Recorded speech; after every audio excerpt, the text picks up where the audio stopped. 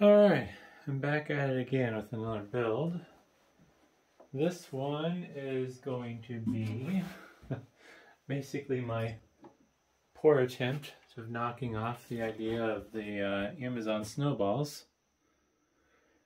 My network storage array that I built is in the process of dying right now because one of the hard drives is failing. And because I decided to be dumb and ignore all the advice from knowledgeable people in the forums. I guess I didn't ask any questions, but just reading knowledgeable people's advice, I decided to use my RAID controller without flashing it to IT mode, which, if memory serves correct, stands for, I think, initiator target mode. So basically, despite the fact that my hard drives in my network storage array, they're not rated on the card, but they're rated in TrueNAS. Despite the way I have it set up, TrueNAS can't pull any of the drive's information, so I can't even figure out which drive is failing without jumping through a bunch of hoops. So I'm building this machine for two reasons.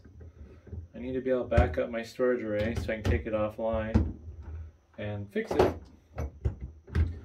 Also, this is going to be what I use for remote backups to my off-site backup location.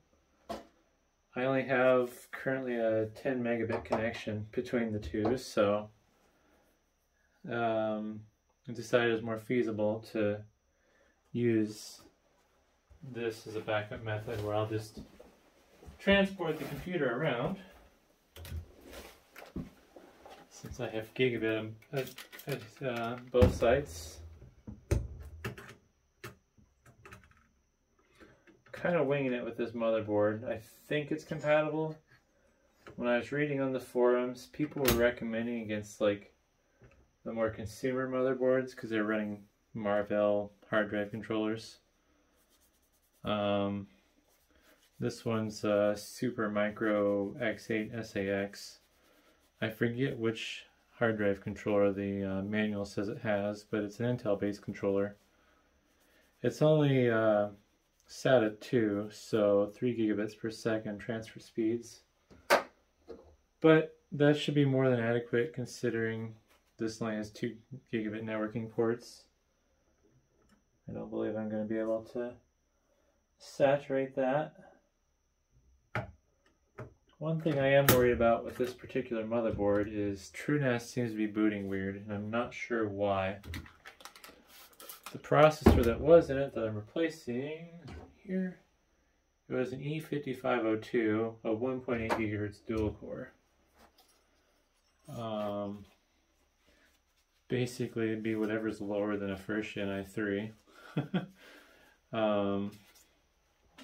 So I'm putting in this quad-core Xeon instead, which is an E5640. It's a 2.66 gigahertz quad-core with 12 meg cache, and then 5.86, I forget, that's the QPI link speed. I was hoping to maybe find a little bit nicer chip, but this should be plenty nice considering it's just going to be used for storage.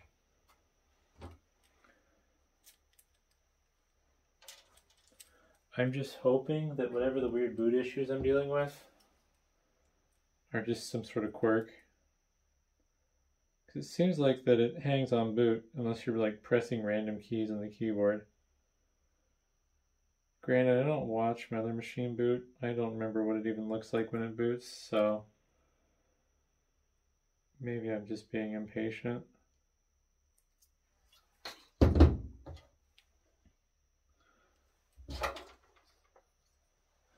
This motherboard has a really strange layout. I've never seen a motherboard where the fan, CPU fan power header is so far away from the heatsink. Kind of isn't great for cable management. Granted, usually with stuff like this, this came out of a rack mount chassis with fans. I'm surprised it didn't have a passive heatsink, but The inside of the chassis wasn't ducted, so I'm assuming that's why they didn't go passive. It was in a 4U rack mount case, which is seemed overkill for what this was, because it just had dual core Xeon and 3 gigs of RAM and a Quadro 580. I don't know what they're using it for, because even the hard drive bays, there's only 2 hard drive bays that were empty, so they pulled out the 2 hard drives that they had installed in this thing before they recycled it. There we go. So I don't know if this was some sort of weird specialty use unit, or if there's some low-end storage array. Alright, one problem I'm going to have with this case and this motherboard is this is an extended ATX motherboard. Oops, got a quick kick in my tripod. So this is going to be a tight fit.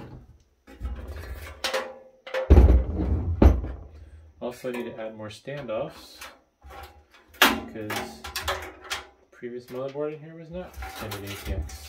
It's a hefty board, that's for sure. Normally, stop probably about right there. So there's another, say, almost 1.5 inches of board there than normal.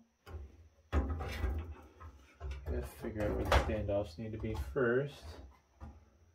Wow, yep. And this is one thing that anybody building PCs should really keep in mind. You want to check to make sure that the standoffs are where they need to be. Because in this case, the way this was configured previously, that standoff would have shorted out the bottom of the motherboard probably. Actually, no, I think a person would have lucked out. This is probably where the hole was supposed to go, where this little green dot is, because that lines up where the standoff is that I just took out.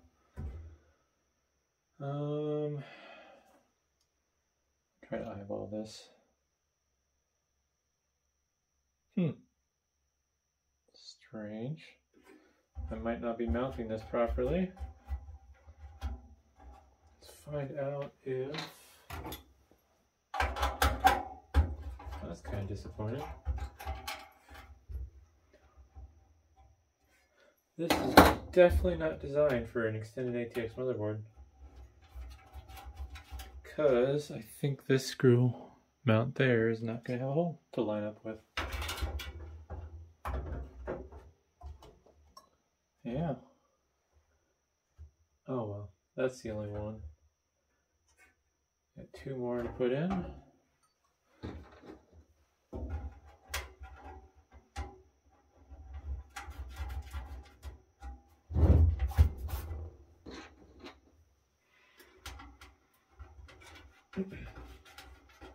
All right. So 1, 2, 3, 4, 5, 6, 7, 8. Counting them sometimes helps too. If you don't know for sure if you have them in the right spot, you should be able to see 8 standoffs through the motherboard holes. 1, 2, 3, 4, 5, 6, 7, 8. Yep. Those are all where they need to be. I don't have anywhere to put this down.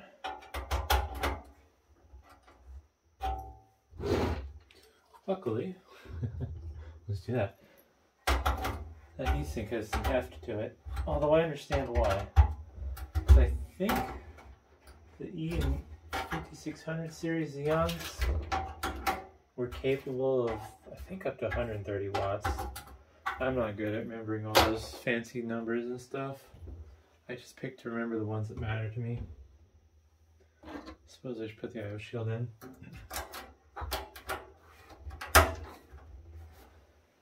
Oh, it's not that it matters, but I am bummed that this motherboard doesn't have onboard video. I found a video card to put in that doesn't have a fan, so I don't have to worry about it failing, but I just sometimes find it annoying when I shouldn't need a video card, but I have to put one in.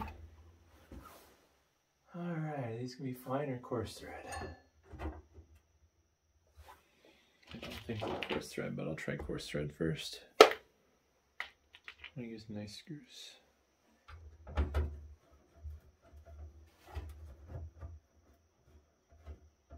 Alright, there, course thread.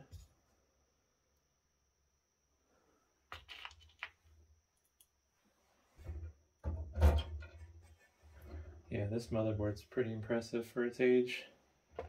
Has all the bells and whistles.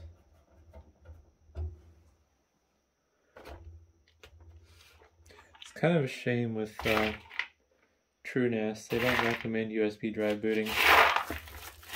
I'm wasting a SSD on this thing that I didn't really want to use, but I'm trying to follow what the experts recommend on the boards. The people who know what they're talking about. At least that's the assumption. Usually people on forums are pretty smart. Oh, I already see another problem too. I don't like where the SATA ports come out of the motherboard. That's going to make it challenging since they're so far forward.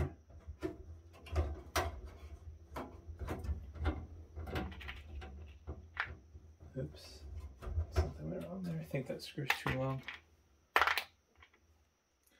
I'm really hoping this works, because if this doesn't work, I'm going to be in a little bit of trouble.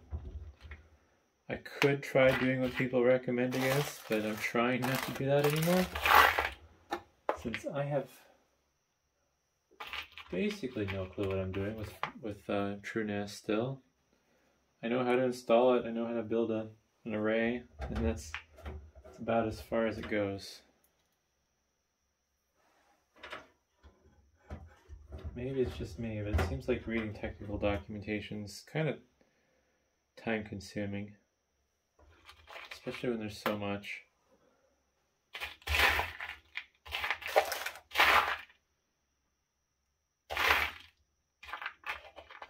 Granted, there's a lot of times where I just do what people say to do and then I don't know why and how or anything.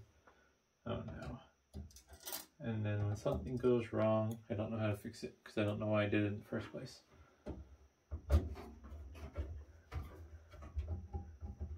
Which is half the problem I've had with my virtual machines on my server. Oh man. Just realized these have these really annoying headers. Cable management is going to be probably really bad on this. This is not going to be a pretty build. The plan is to not really need it though. Like these drives I'm putting in this are just going to sit in here and collect dust. Bunch of 2 terabyte drives. Not even matching. This has a lot of USB headers and FireWire.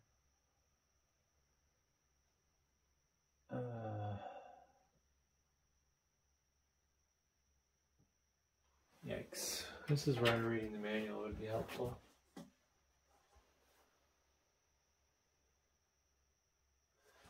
I think what I'm going to do is plug in the front panel stuff first, because that is going to be the hardest thing to figure out. I'm not going to really build this in any particularly intelligent order here. Reset switch, power switch. So these go like this. Alright. Power LED and hard drive LED.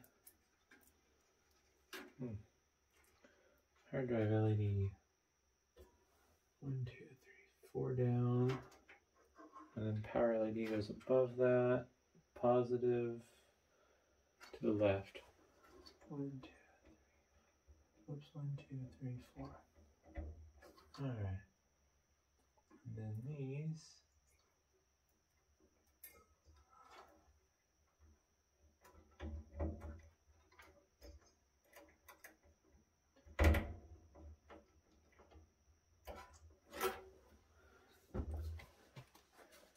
I don't have any problems with using Supermicro stuff personally. I just don't like it because it doesn't feel as user-friendly as some of the other stuff I've worked on.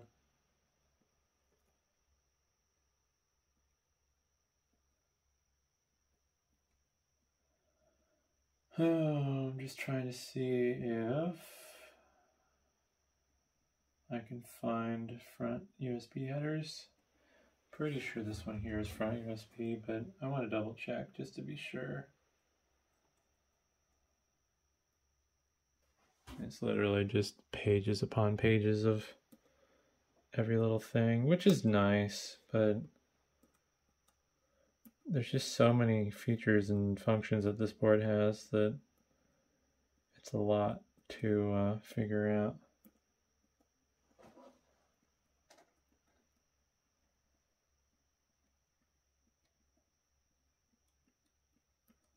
Definitely a lot more documentation than your consumer boards have, at least.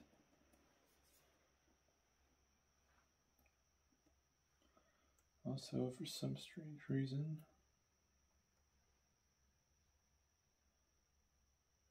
there we go. All right. Should be 40.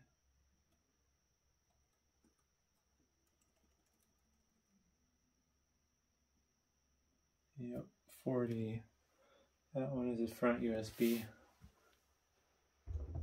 Don't think I'll ever need it, but I think I'll hook it up just because it's gonna be nice to have. The front audio, I don't think. Oh wow, it actually is a front audio. Double check, but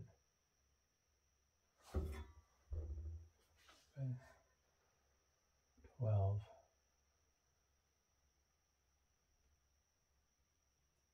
Yeah, front audio. That's weird. Oh, I guess we'll hook it up. No reason to, but yeah, just get it out of the way. So I don't have to consult the manual ever again.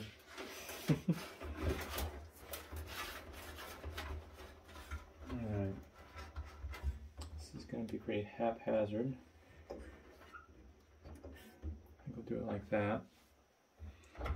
I only need to populate one expansion slot, which is going to be for this fanless Quadro card. I think it's a Quadro at least. I don't know, I'm too lazy to look it up. It don't really matter. Oh, there you go. Quadro 295. It's dual display ports. And it's fanless. Mostly because I don't have to worry about the fan failing.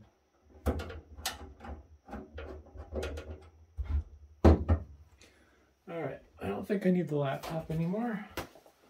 It's mainly for those headers. I'm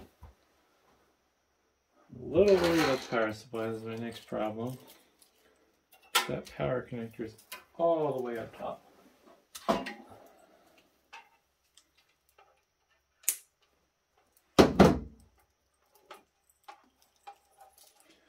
If this power supply doesn't work, then I might have to use something that's a little bit more sketchy that I don't like. I have an Ultra brand modular power supply I could use. I really don't want to. Oh, yeah, I'm going to have to stretch that to its limit, I think, but I think it'll work. Let's screw the power supply in and see what this looks like.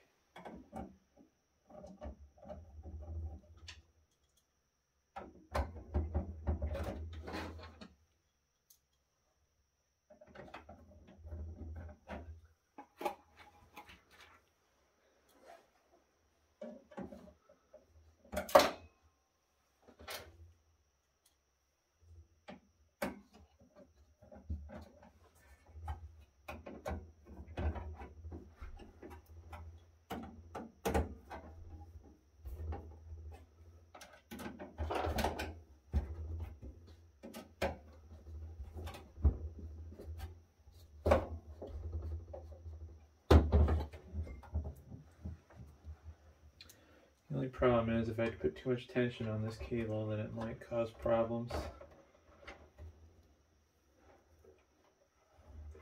Ooh, that's borderline. Oh no, I don't know if that's gonna fly. doesn't even want to go in.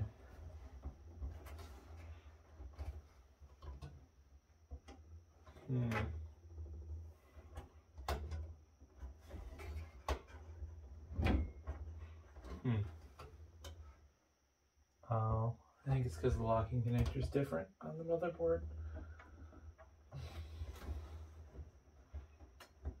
That don't want to come out.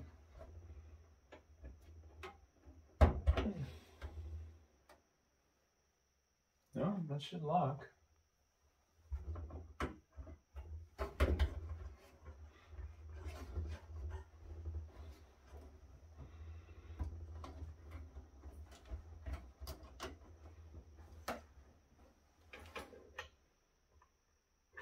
I don't know why that's not locking. No, it's tilted back.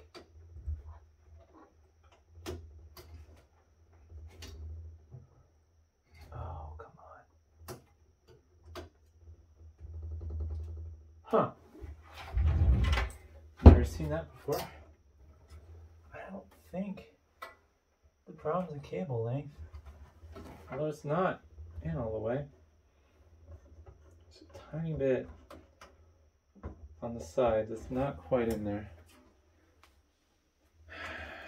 Well, let's see if the 8-pin reaches. If the 8-pin doesn't reach, then that's kind of the end of that plan.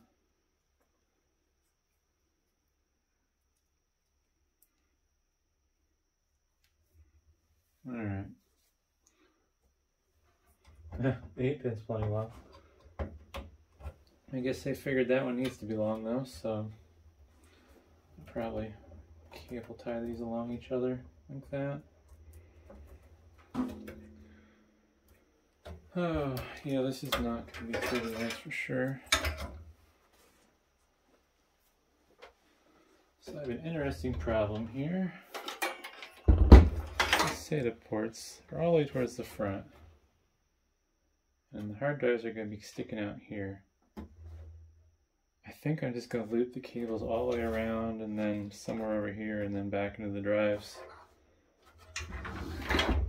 And I'm going to have to find some long SATA cables, which I have. And they don't have to be SATA 3 capable because this motherboard is not SATA 3 capable.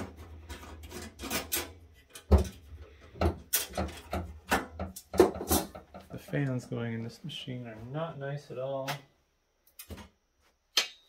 but I'll take any airflow I can get.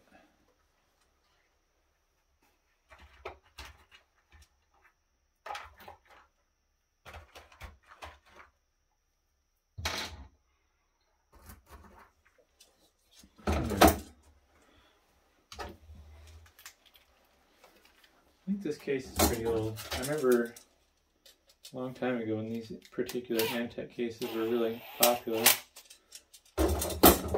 Not sure why Antec went out of favor. I don't know what their current cases look like even now. I remember when the Antec 900 was the best-selling case on Newegg for years upon years. Although the newer Antec 900 lost some of the quality and its design that it was known for, which was disappointing. They definitely started cutting some corners to save money from what I could tell. It's a nice feature.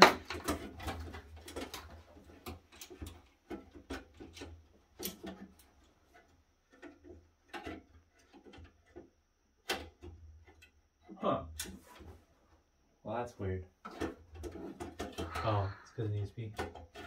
These front fan holders are hinged. You gotta put the fan in, or you gotta put the holder on the hinge, then swing it in. Alrighty. Ah, nuts. Mounted the fan the wrong way. I want this to be an exhaust fan, not an intake fan. Or, you know, no, I want this to be an intake fan, not an exhaust fan. Jeez.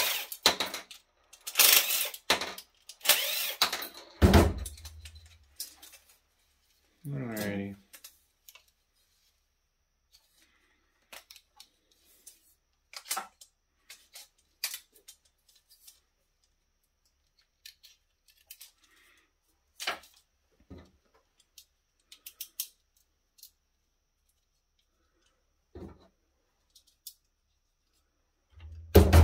I'm almost out of nice parts. I'm not using the nicest parts for this case. These fans are crusty. Brands. They're just not nice fans. 3 of them use 4-pin Molex connectors, and one of them is just a 3-pin fan header type power connector. So no pulse width modulation or anything like that. These fans are just going to be all on all the time. Well, all the time that this is on.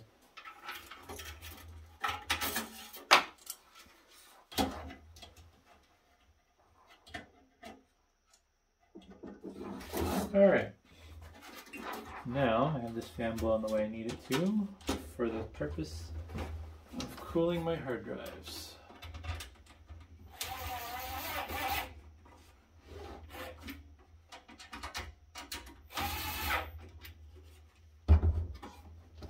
Alright, next one. Where did I put you? There we are. Clip off this pesky zip tie. I think I need to clip it off. No, probably should. There we go.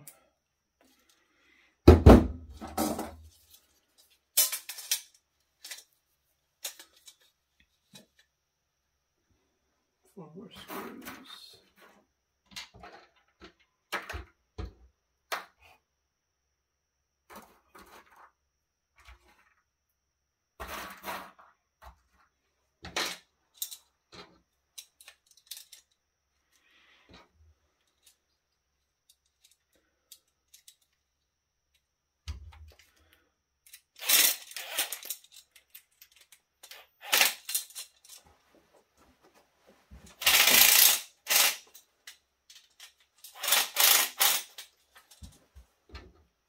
All right.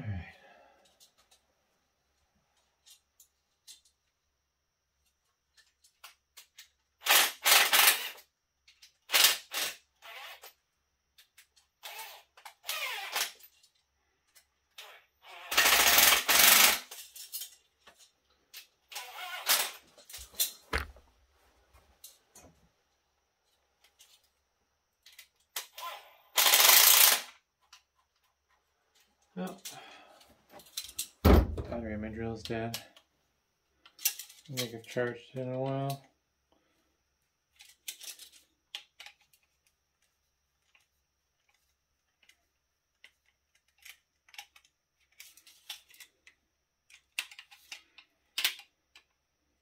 All right.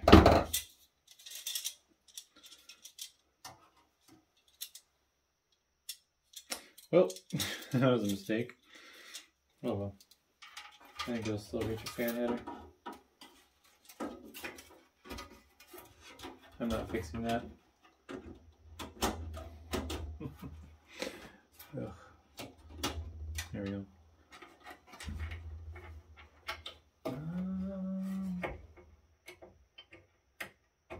There we go.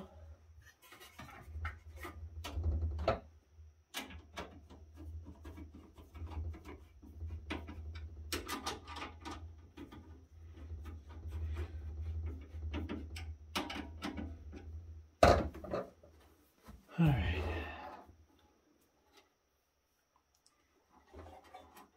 So I can't do the cables like I wanted to. I wanted to have them go from the front of the motherboard down this little side hole.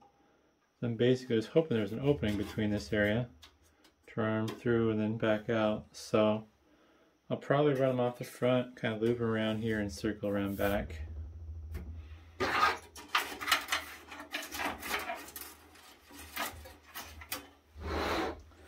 I'll put the front panel back on before that gets lost.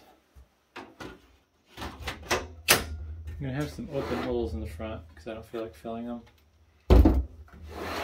Probably use that as a carrying handle in all honesty. Alright. So I think I'm going to mount the SSD first. I'm surprised this case is new enough to have a spot to mount an SSD. I'm pretty sure this is a fairly old case in at least the computer world thing. Timetables. This will work. Don't drop.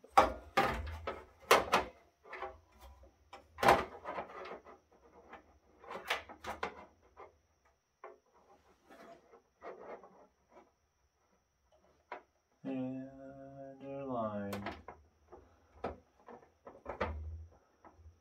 Oof.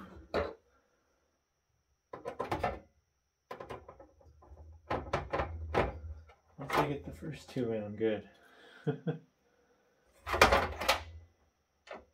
don't afford you much ability to figure out where things line up.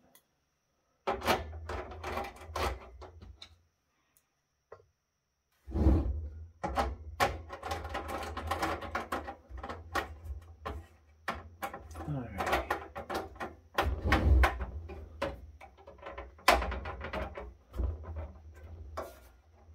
Nice.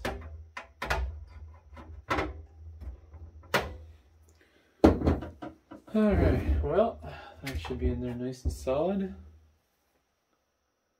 Now I gotta mount these 5 hard drives.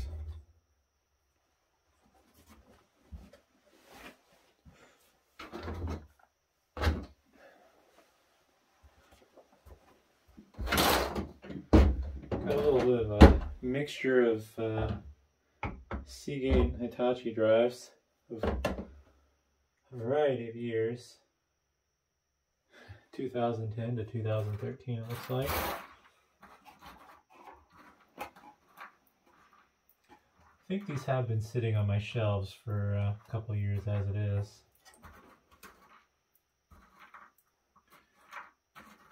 Back when I was using a lot of hard drives for desktop builds, I kind of saved all the big ones that were at least considered big at the time, which is 1 and 2 terabytes. Now I know that's kind of just a joke to people, but people kind of overestimate how much storage they need sometimes too. Alright.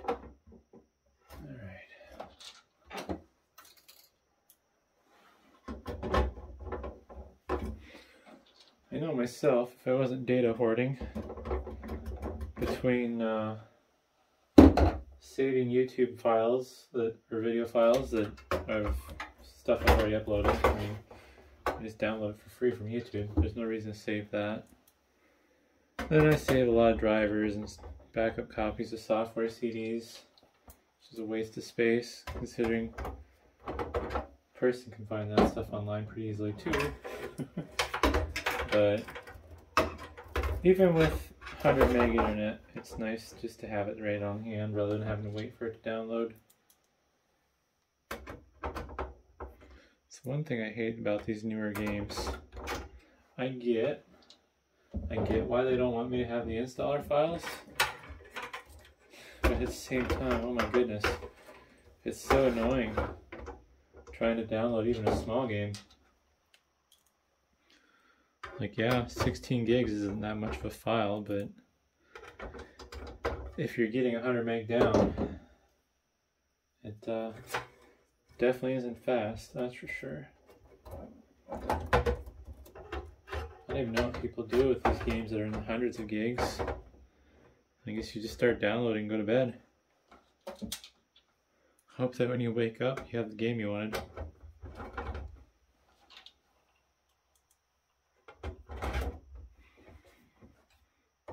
Alright. So in this build, I'm doing 5 2 terabyte drives. I'm not sure what kind of redundancy I want to do yet. For sure at least 1 drive redundancy, but I'm honestly considering 2 drives redundancy.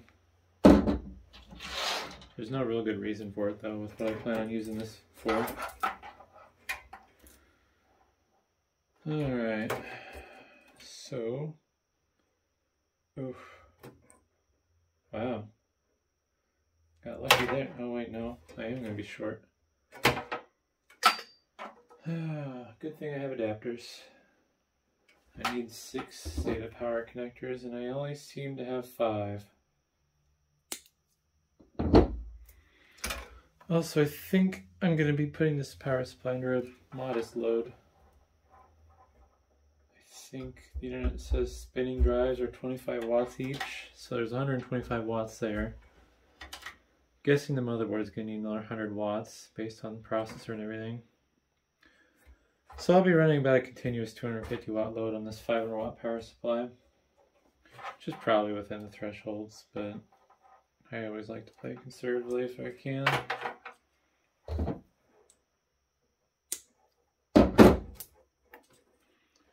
I'm gonna go find me some SATA cables. Alright, I have cables now. Oh, red power adapter. Oh well. I'll get that in a bit. Guess I'll screw in the back side of these hard drives real quick.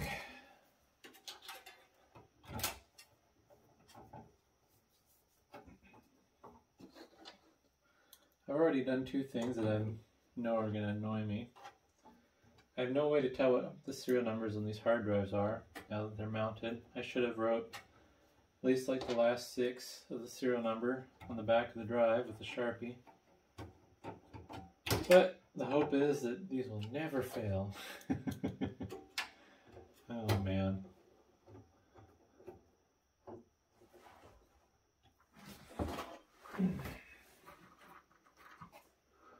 Also, it'd be nice to label the SATA cables, but I don't think that really matters too much.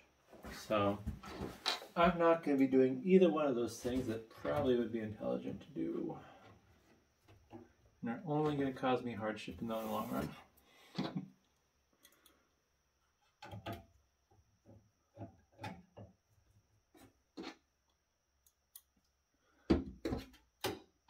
Oh, and the reason why I'm only doing 5 drives plus the boot drive is because this motherboard only has 6 SATA ports. I have RAID controllers I could use, but I don't have time to figure out how to flash the Dell PERC H310 RAID controllers I have into IT mode.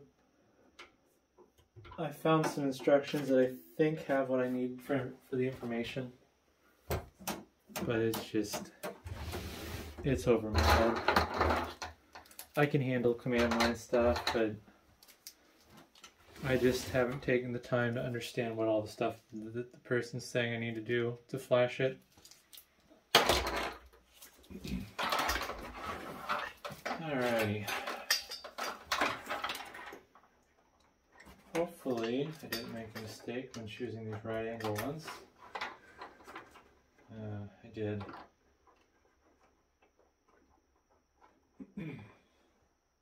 Well, I need to go find me a bunch of straight ones, I guess. I will be back. Alrighty, I got more cables. These are going to be fun to manage, I have a feeling. I'm going to plug them in the back first.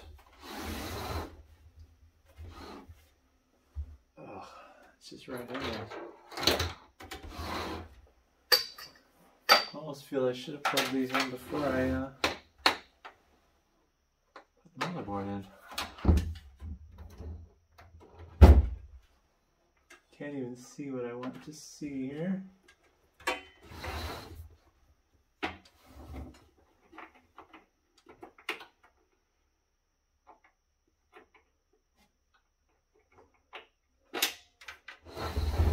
Huh.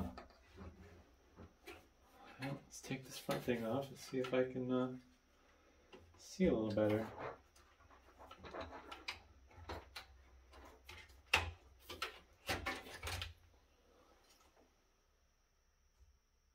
Oh wow.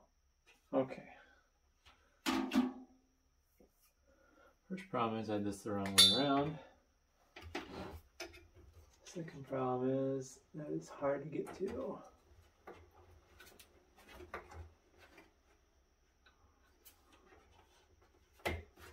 Alright.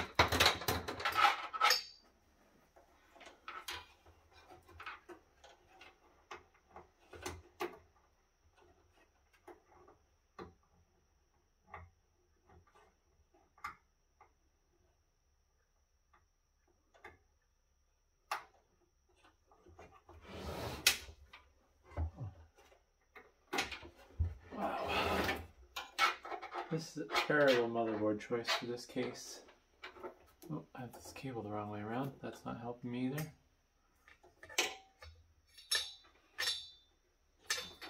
Golly.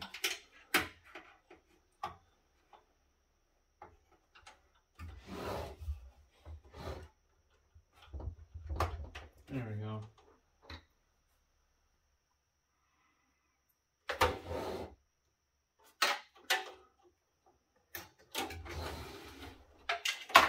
And nuts. Yeah, I definitely should have plugged these in before almost. Holy cow.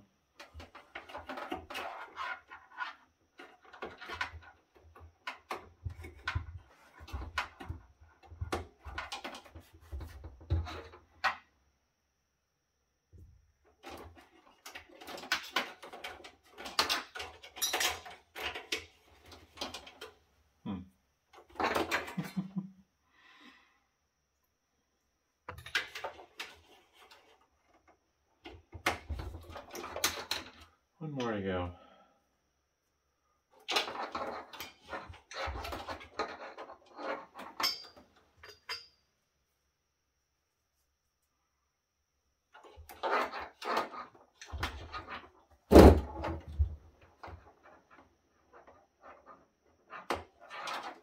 Alright.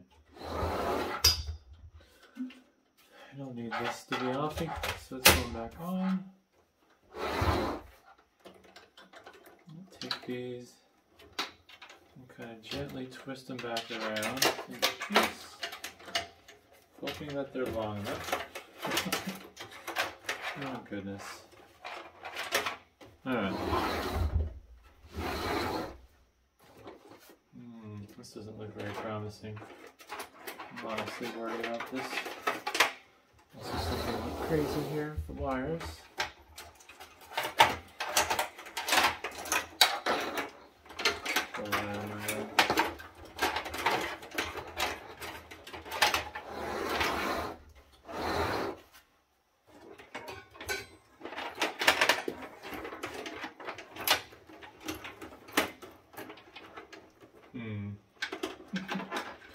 A mess here.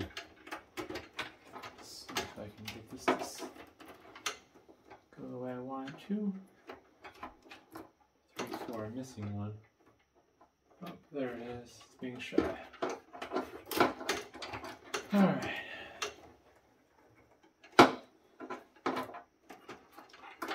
Well, I guess I'll just plug these in at random since I couldn't be bothered to mark the serial numbers on the drives, let alone give them a number designation. Oh well.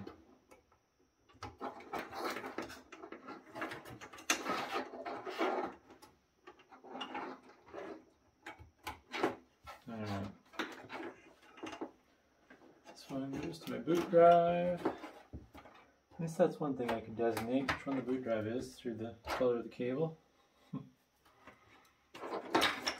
Alright, so I need SATA power.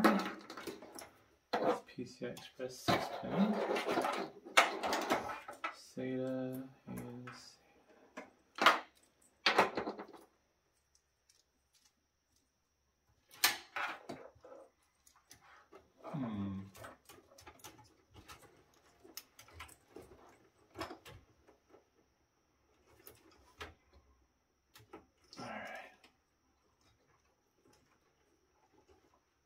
oops, grabbed the wrong one.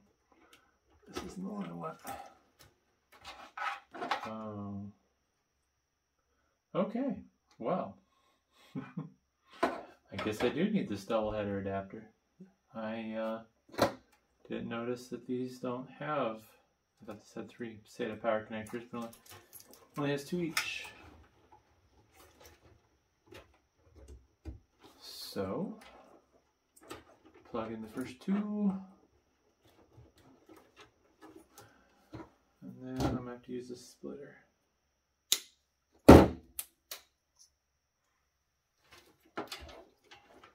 Just makes things that much messier. I wonder. No, we'll figure out a different cable for that.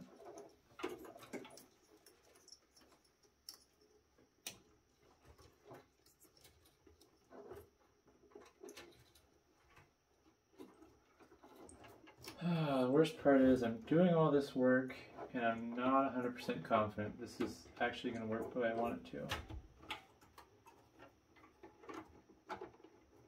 It was going to take just as much time though to try to build out the super micro chassis it started in. So I just figured just use what I have, put it together. Worst case scenario, it doesn't work. I get mad and I tear it all apart. I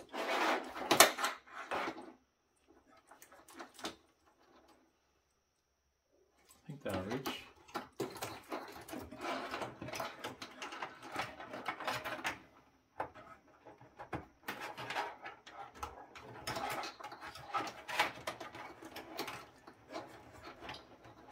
All right.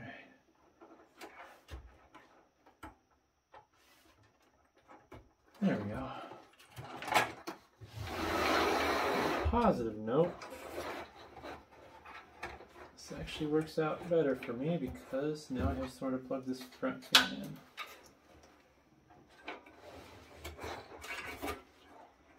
There we go. Not much I can do to cable manage these SATA cables. I don't think I might have enough length.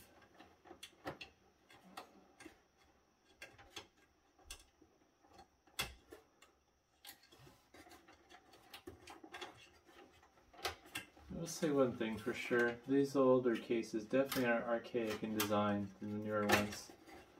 So much more intuitive and easier to use.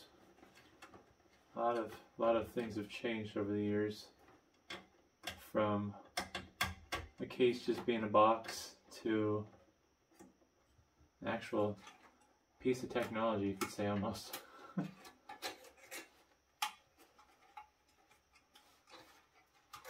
I don't have enough room to do anything with this, so I'm just gonna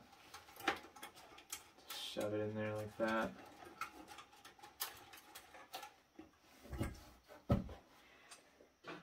Well, I may regret putting it on, but I think I'm done with the back side. Not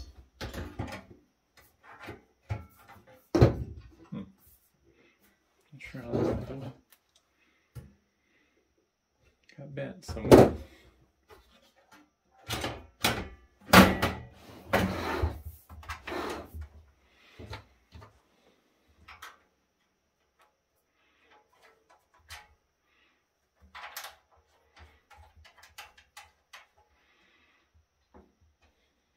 Alright.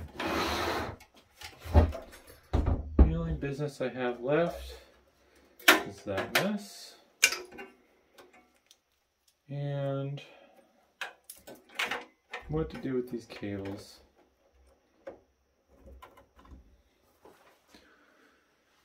Alrighty. Let's see. Guess what I could do is I'll just wrap these up in a big trunk like that. And plug this in. That seems like the easiest thing to do.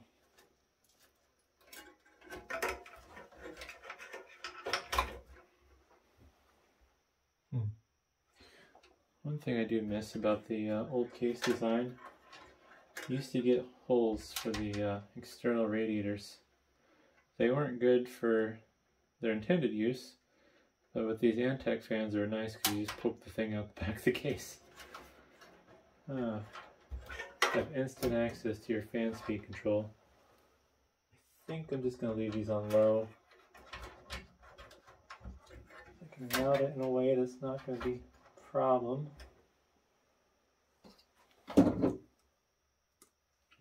Twist tie. Oh, nope, can't use a twist tie. It's not on that one. This one can.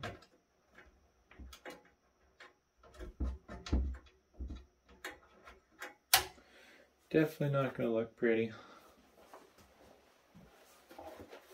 As long as it serves its purpose, I probably should see if this thing even powers on before I cable tie the cables together, but it's too late now. I am committed to failing hard.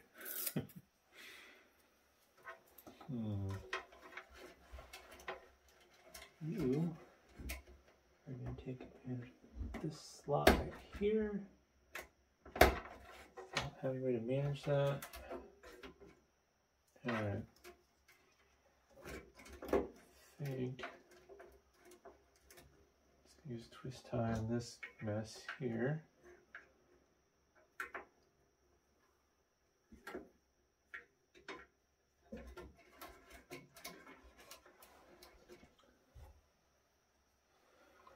And then yeah, tie that all up.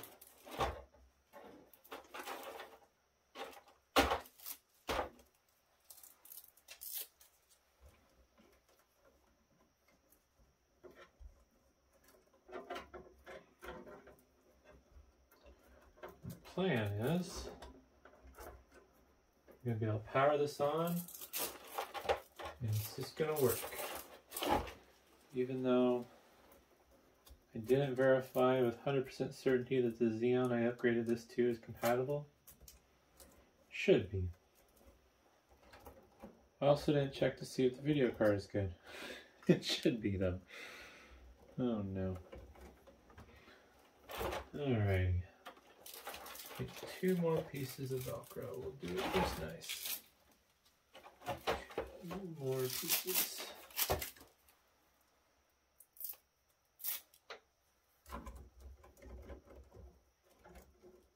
That piece is too short, so I'm reclaiming you. Is that piece too long? Oh, it's too short for that almost. I don't think that's gonna hold.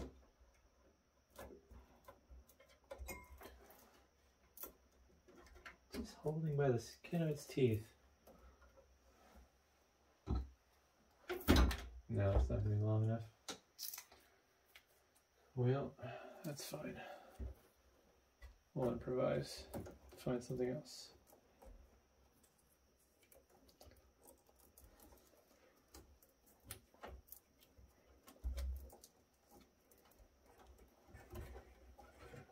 All right. Now I'll take this. I think I'll scoot it up higher.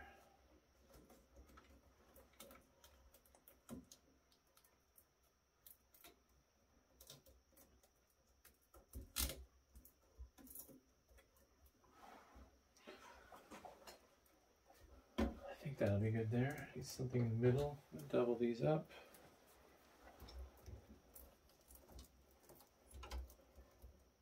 I should have doubled that up. I'll just find a long one.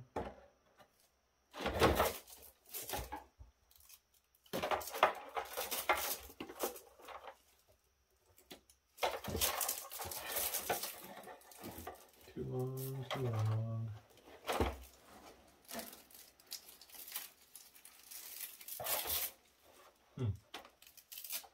Oh, these are so long. Always cut one down. There we go. That's reasonable.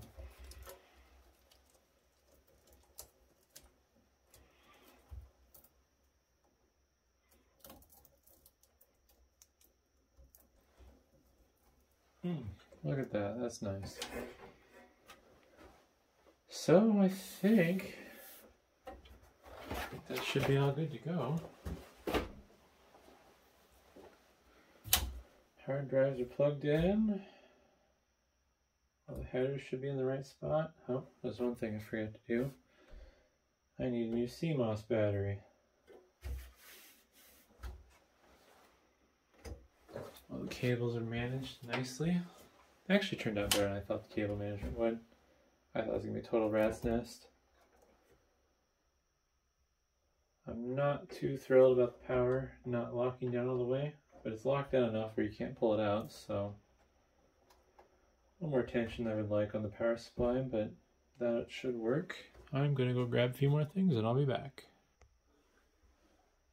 Alrighty, I'm back.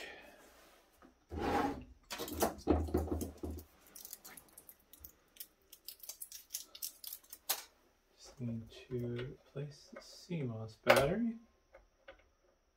Come on.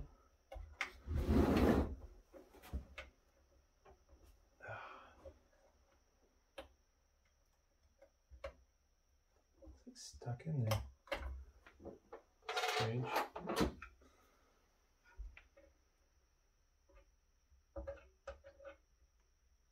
Huh. Oh, that's upsetting. I don't know why the CMOS batteries. Ah. There we go. Just didn't want to come out.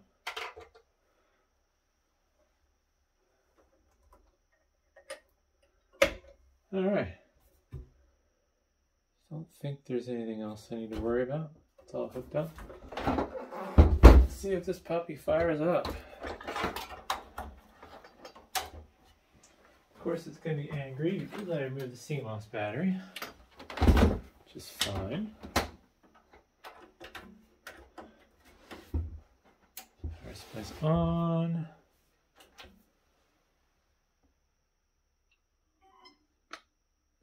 Yeah, maybe. There we go. This motherboard has a weird delayed start.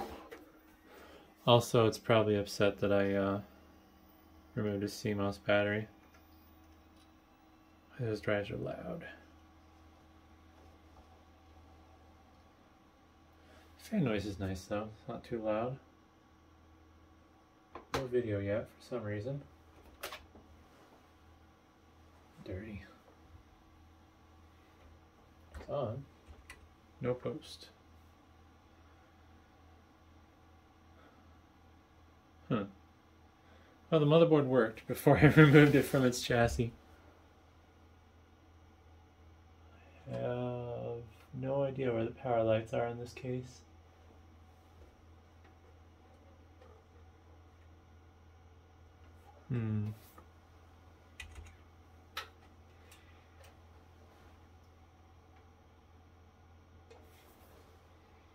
Well, that's not good.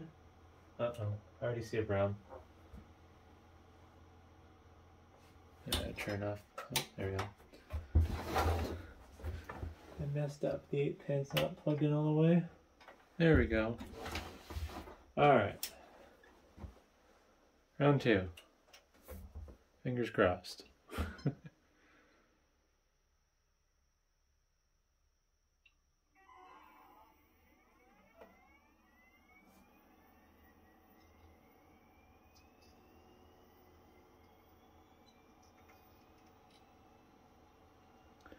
It does have a secondary 4-pin power connector on the board, but the manual said that wasn't required, so I'm hoping that's correct. Oh no, it's not posting though, and I don't know why. This motherboard was slow to post, but not this slow.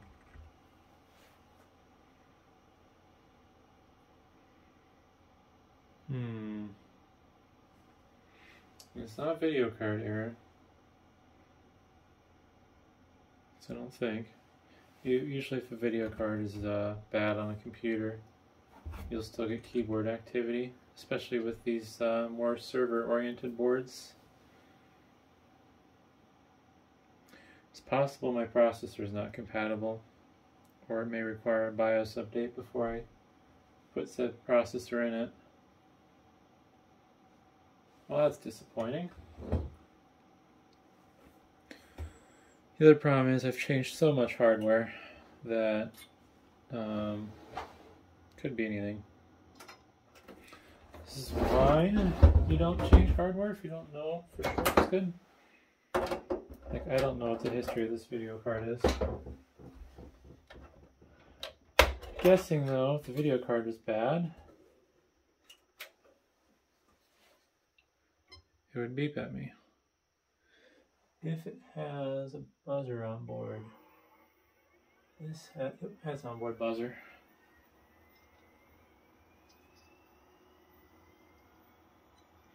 There's a power supply connector right there. I don't know if that's required or not for this to post. I think that's just for the redundant power supply features.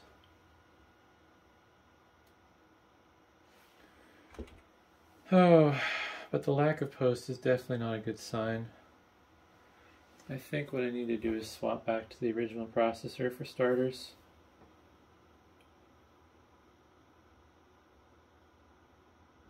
Yeah. May have to do a BIOS update. I really don't want to, but if it's required for the CPU, because I don't think the dual core processor I have is going to be good enough. I don't know. Maybe I'm overestimating what I need. I think the 2nd Gen i5 in my current storage array is usually at 30% load on idle. I've never checked it to see what it's actually using when I'm maxing out the gigabit connection transferring files.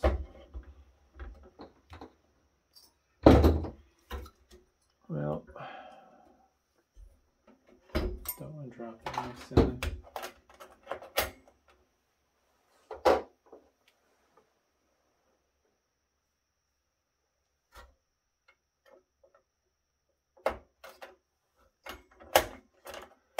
Alright. I don't want to deal with the hassle of screwing this down, so I'm not going to screw it down. If this isn't posting, I don't think it's... I don't even know if that's... Yeah, I'll screw it down. I don't think that's making contact. If this isn't posting, though, I don't think the CPU is going to get hot, because it's not doing anything.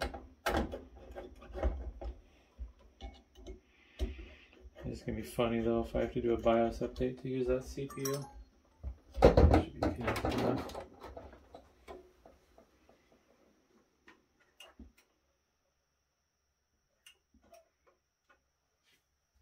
No, power supply's off. I should go find a known good video card.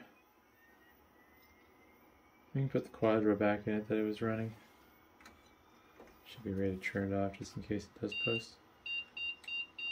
Alright, that's a good sign. I'm going to grab a different video card. Alright, so I'm back. Did a little bit of troubleshooting. I think the problem is going to be the BIOS isn't updated far enough to take this processor. I don't know what the newest version of BIOS is yet, because I haven't looked it up, but this is showing version 1.0C, and the BIOS is from 2009, so I would assume that they were nice enough to put out at least 1 or 2 BIOS updates since then. Also, I might have to do some tinkering. I'm curious to see how hot the CPU is running, because I think it just has this fan on full blast. It's a little loud. I haven't tried putting the side panel on yet.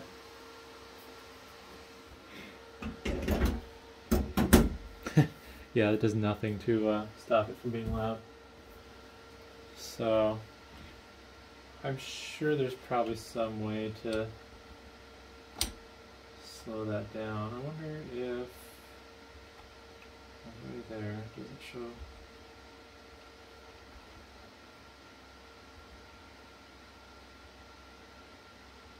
Hardware health. Jeez. It's an awfully loud 4,000 RPM.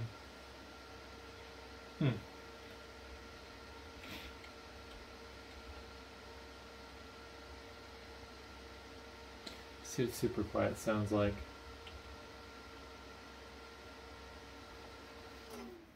Save the changes and let it reboot.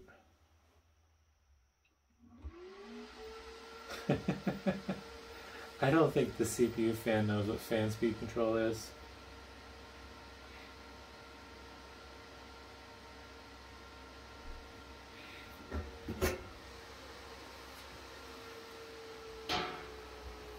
Oh, slow down.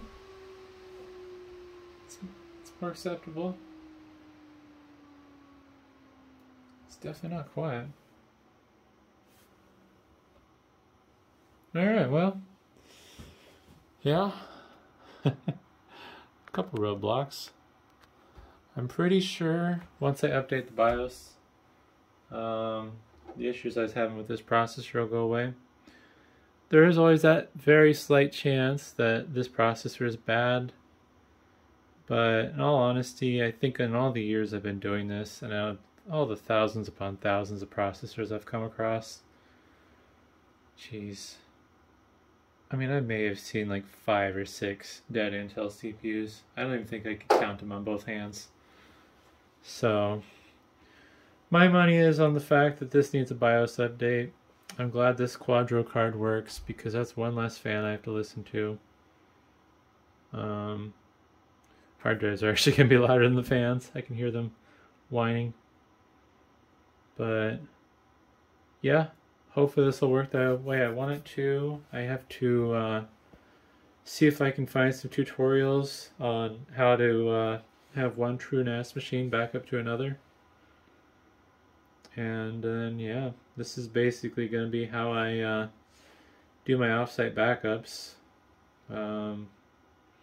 I'll back up my local stuff to this machine, then take this machine to my offsite machine, and then do that local transfer on the offsite machine, and then I'll basically have 3 copies of all my information, which will be nice. But yeah, thanks for watching.